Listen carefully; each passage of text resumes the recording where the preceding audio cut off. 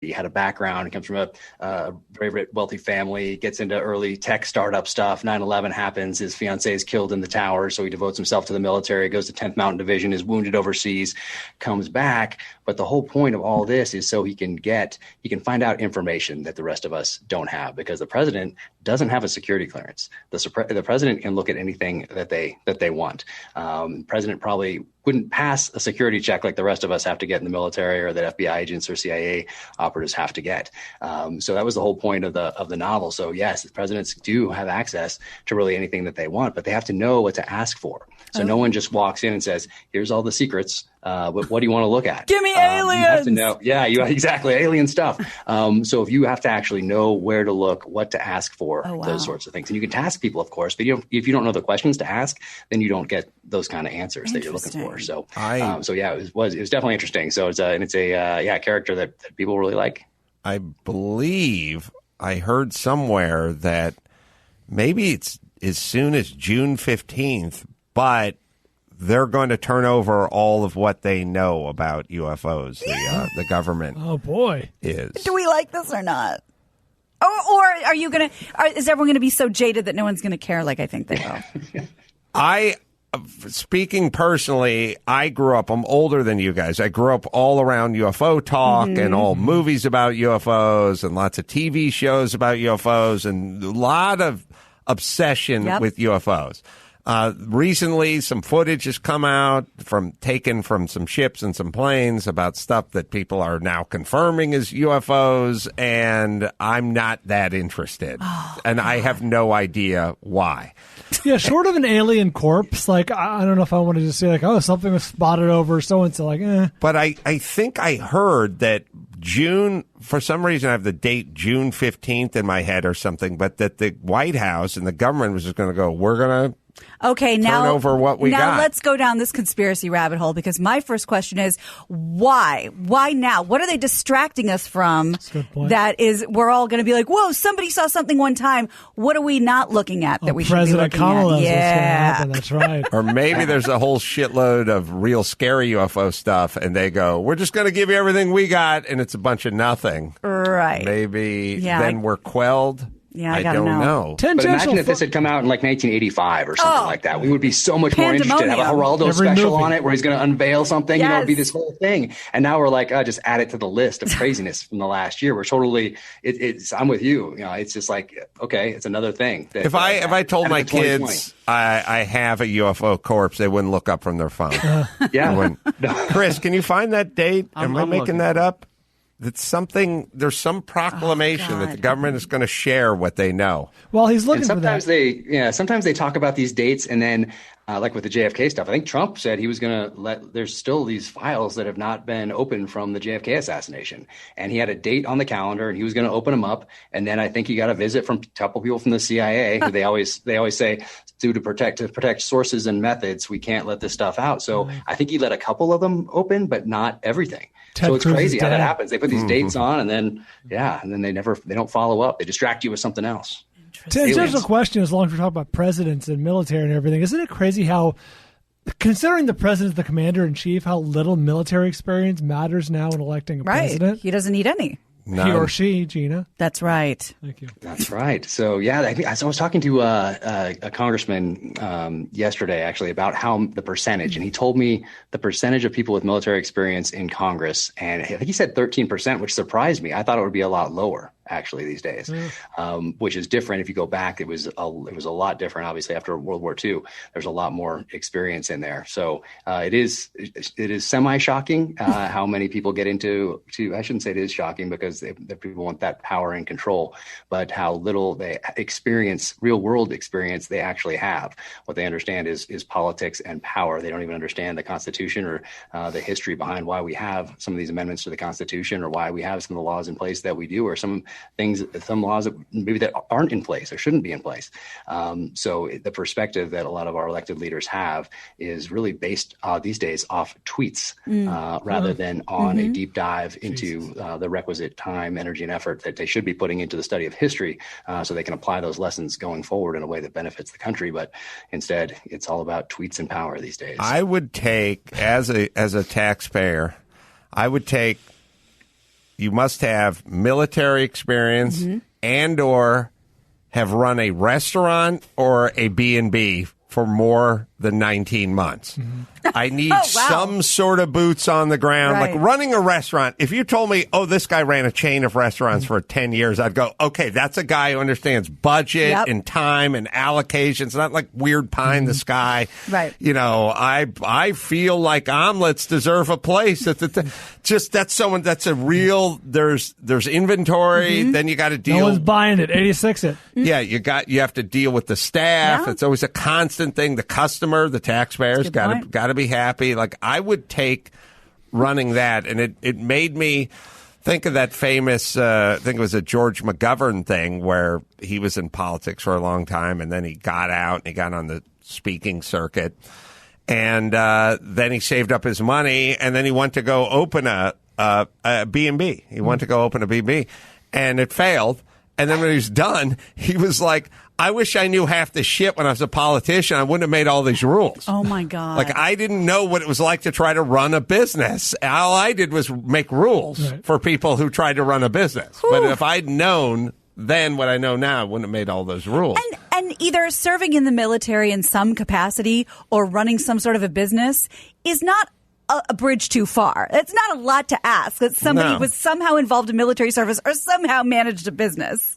I would like that. I think the business is more important than the military service, especially if they get up, because once they hit these certain ranks, you essentially become a politician in uniform. Not everybody, but a lot of people. So let's say you're an admiral or a general sitting there at the Pentagon, and you see your buddy who just got out 2 years earlier sitting on the board of Raytheon, attending one meeting a year for $1 million or whatever he's making for that one meeting he's in. Maybe when that Raytheon contract comes across, maybe you're more apt to sign that. I mean, that's a real thing. That military-industrial complex is a real thing, and these guys definitely. Well, I shouldn't say everybody, a lot become politicians in uniform when they hit a certain rank. So I take the restaurant guy as president over the military guy any day of the week. UFO report given deadline. What do we got? June? So it's okay. So it was given a deadline of June 1st, but I'm seeing it's actually a 180-day countdown from when Trump approved the spending package on December 27th, which makes it June 25th. But they said it's way off my June 15th. Yeah, and but they said that there are two factors that it could come sooner, or it can also be delayed. That's what they're saying. I mean, I don't know what it means. Well, there's some move. I gotta know to find out I'm gonna put it on what's my out there. Yeah. Peloton has agreed to recall all of its Tread and Tread Plus machines after an accident killed a 6-year-old child. There have been 72 reports of people, pets, or objects being pulled under the rear of the treadmill with 29 injuries. CEO John Foley has apologized for the company's initial resistance to the request for a recall. He says Peloton made a mistake in our initial response to the Consumer Product Safety Commission's request that we recall the Tread Plus. We should have engaged more productively. Kid die kind of that way? Wasn't it it was strangulation or drowning? Hooked up in a pole thing, but I think for some reason there's maybe... I don't know. It was on a treadmill, and it was obviously years ago for Peloton, but yeah. Yeah, on a treadmill, but got hooked into the pole. Yeah. Bad times. Yeah. Yeah. So now wait, does Christy have one of these? She has a Peloton bike. Of course she does. God forbid she can't get her 4 a.m. workout in. By our ceiling to floor window. Got it. That's smart. Fewer American women are having babies, according to me, and according to a new report released today. The U.S. birth rate fell 4% last year, the largest single-year decrease in 50 years. Wow. Experts blame the drop on a combination of money troubles and fear for the future with the pandemic. There were about 3.6 million births last year as compared to 3.75 million the year before. The birth rate has been steadily dropping since 2007 when there were 4.3 million births. Good. Less people. I mean... I've talked to Drew about this. He's interviewed some guys about this. This is more testosterone and sperm count dropping and all that stuff. And there's some pretty smart people who think it has to do with all the plastic in our world. Really? I just assumed... How could you think about going from zero plastic, like kind of as a species, drinking stuff out of gourds and clay pots and iron skillets and stuff, to ubiquitous plastic? Just every part inside your car, everything you're holding, all that you're drinking out of is food storage. I mean, it is ubiquitous plastic in our environment. Yeah. Now, I could see that mussing the flora and the fauna a little bit. That absolutely makes sense. I was just assuming it was kind of that idiocracy vibe. Remember how it started of like, people are waiting longer and getting their education and having less kids and then some people are just going, gone wild, having all, so it's like, I think that most anecdotally, people I know are just older when they have kids. Well, yeah, there's some of that. Everything makes sense what you're saying. I remember, Chris can look this up if he wants to, but the birth rate fell during the in the aftermath of the housing crisis of 2008 and 2009. And every time there's economic crises, birth rate falls. People, money problems, whatever. Because we were all expecting those quarantines in the next 10 years, but people that we thought, it was all going to be everybody just staying home and fucking, but they weren't. Well, this is a separate thing, but like I said, sperm count down. Penis is getting smaller, I think, as well. Come on. So who are you speaking for? Take that, kids. And, hey, that'd be a pretty good day if we could get the average down a couple of clicks. You know what I mean? Why not? Yeah. Good day for us old guys, right? King among men. Yeah, I was talking to. I've heard some reports about it. Kind of makes sense, and it's also just kind of a generational thing. Like people don't aspire to get married and start a family and do that. They want to have a career and hang out and have a good time. In the land of the blind, the one-eyed Willie is monster. That's right. Well said. All right, let's bring it home, Gina Grad. You got it. I'm Hold on. Gina Grad. Yeah. And that's the news. Hey there. Gina Grad. That was the news with Gina Grad. Jack Carr. The book is called The Devil's Hand, a thriller. Jack, I'm so impressed with your not only knowledge base, but your ability to convey it. It's so concisely. You're really gifted.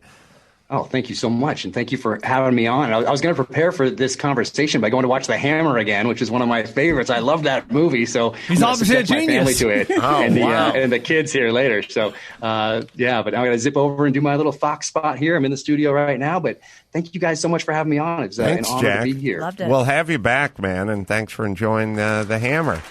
Absolutely. You guys take care. Thanks take care, Jack. All right, let me tell you about Humble CBD. Need a rest, relaxation after a long day at the office. Sick of soreness and inflammation? Let's talk about Humble CBD. Wide variety of hemp-derived CBD products. Twist, roll, and relax with your CBD calming balm.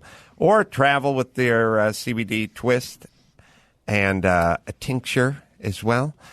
On the go. Smaller than a pack of gum, designed for your pocket. Humble CBD is focused on helping you stay grounded, no matter what life brings to you. Remember, a tree's beauty lies in its branches, but the strength is in the roots. Focus, relax, recover with Humble CBD. Right, Dawson? Now offering 25% off your first order with promo code ADAM. All you have to do is go to humblecbd.com and choose any product that meets your needs. Stay grounded with Humble CBD.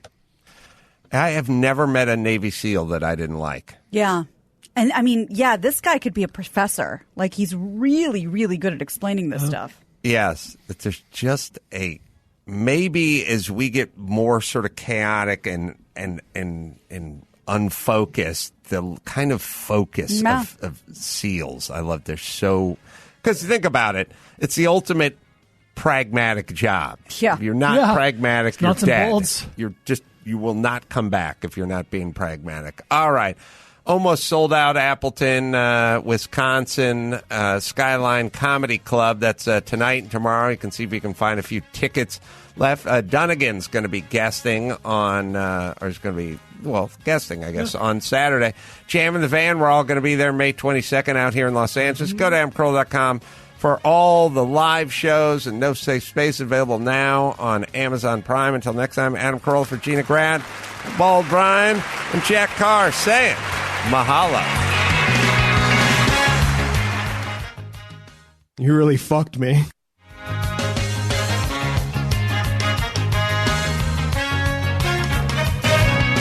Follow the Adam Carolla Show on Twitter at Adam Carolla Show. Follow Ace on Twitter at Adam Carolla. You can leave us a voicemail at 888-634-1744. Catch Gina Grad with Teresa Strasser on the podcast, Strasser on the podcast.